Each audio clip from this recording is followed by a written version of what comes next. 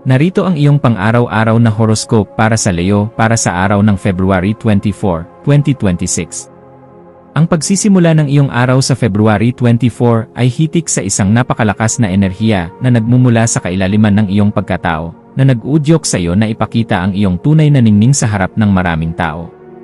Mararamdaman mo ang isang matinding kumpiyansa sa iyong sarili na sadyang mahirap baliwalain ng mga nasa paligid mo. Kaya samantalahin ang pagkakataong ito upang pamunuan ang mga usapan at gawain na nangangailangan ng isang matapang na boses at malinaw na direksyon. Ang universo ay nakatuon sa pagpapalawak ng iyong impluwensya, kaya huwag matakot na tumayo ng tuwid at tanggapin ang atensyon na sadyang inilalaan para sa iyo ng tadhana sa bawat sandali ng iyong paggising. Sa larangan ng iyong karera at mga tungkulin sa trabaho, ang araw na ito ay nagbibigay sa iyo ng pagkakataon na magningning bilang isang leader na may malasakit at talino sa paghawak ng mga komplikadong proyekto. Mapapansin ng iyong mga kasamahan ang iyong dedikasyon at ang bilis ng iyong pag-isip kapag may mga hindi inaasahang problema na kailangang solusyonan sa lalong madaling panahon nang hindi nawawala ang kalidad ng inyong gawa. Huwag mag-atubiling ibahagi ang iyong mga malikhaing plano sa iyong mga nakatataas dahil ang iyong mga ideya ay may sapat na bigat upang mabago ang takbo ng inyong operasyon patungo sa mas progresibong bukas na puno ng tagumpay at parangal. Tungkol naman sa usaping pananalapi, ang February 24 ay nagpapaalala sa iyo na bagaman mainam ang maging mapagbigay, kailangan mo ring isipin ang iyong sariling seguridad sa hinaharap sa pamamagitan ng masusing pag-ipon. Maaaring makaramdam ka ng udyok na gumastos para sa mga luho o mga gamit na nagpapakita ng iyong katayuan sa buhay. Subalit mas makabubuting unahin ang pagbabayad sa iyong mga obligasyon o ang paglalagay ng pera sa mga pamumuhunan na may sigurado at matatag na paglago.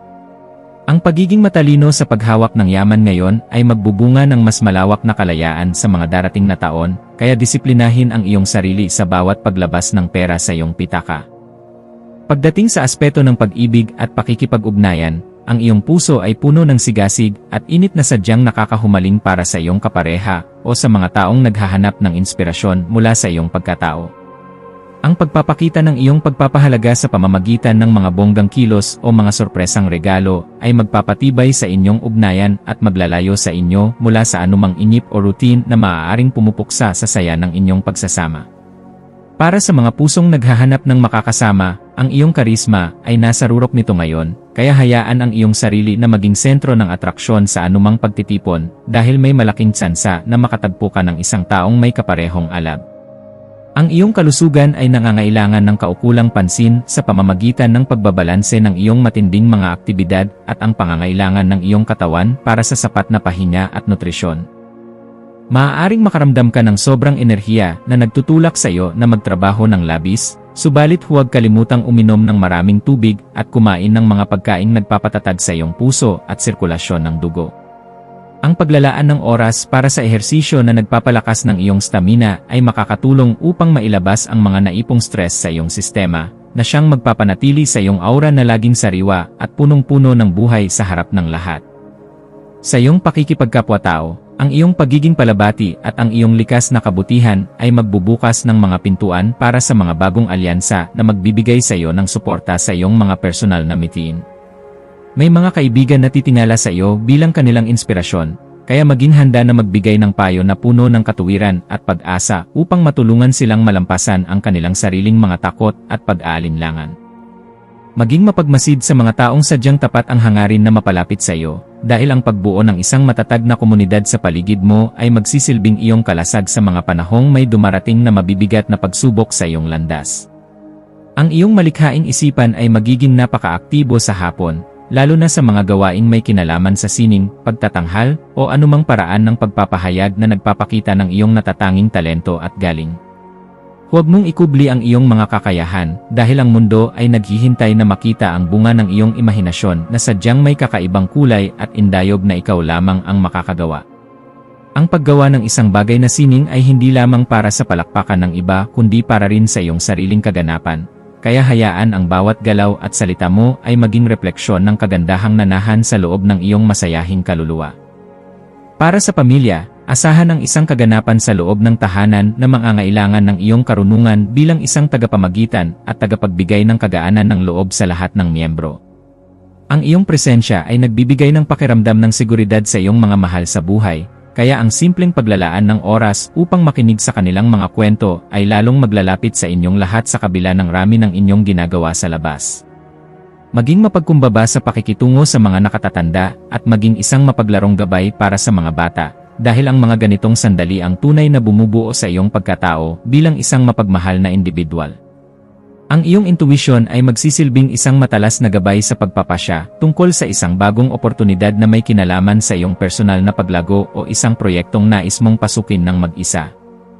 Kung may nararamdaman kang udyok na sumubok ng isang bagay na bago at hindi pa pamilyar sa iyo, magtiwala sa iyong kakayahan na matutunan ito ng mabilis dahil ang tadhana ay pabor sa mga taong may lakas ng loob na lumabas sa kanilang comfort zone.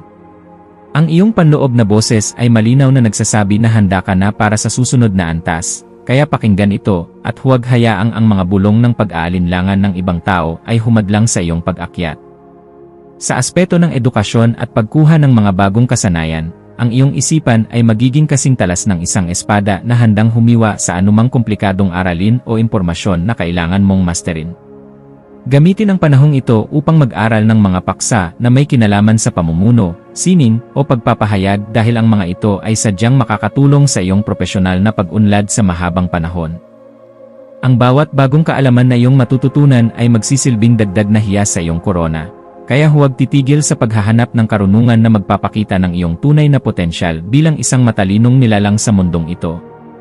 Iwasan ang pagiging masyadong mapagmataas sa harap ng mga taong maaaring may ibang pananaw sa iyo, dahil ang tunay na lakas ay makikita sa kakayahang makinig at tumanggap ng mungkahi mula sa iba ng walang galit.